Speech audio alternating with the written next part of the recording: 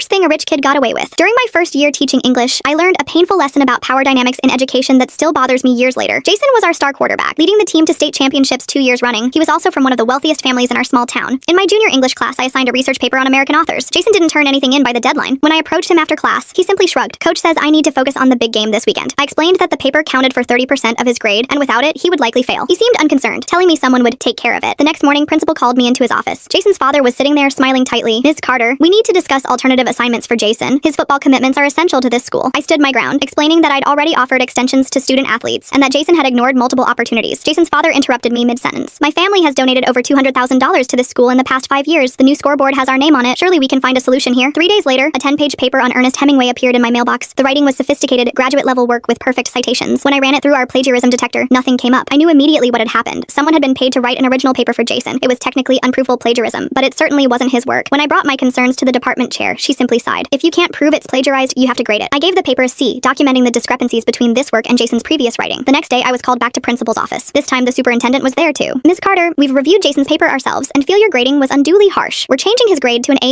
They didn't even pretend it was about the quality of the work." The superintendent added, "Jason's family has been very generous to this district. Sometimes we need to see the bigger picture." A week later, I was informed that my contract might not be renewed due to curriculum alignment issues. The message was clear: pass Jason or find another job. I needed my position. I had student loans and no connections to help me find placement elsewhere. I graded Jason's subsequent mediocre work with inflated marks and watched him graduate with honors he never earned.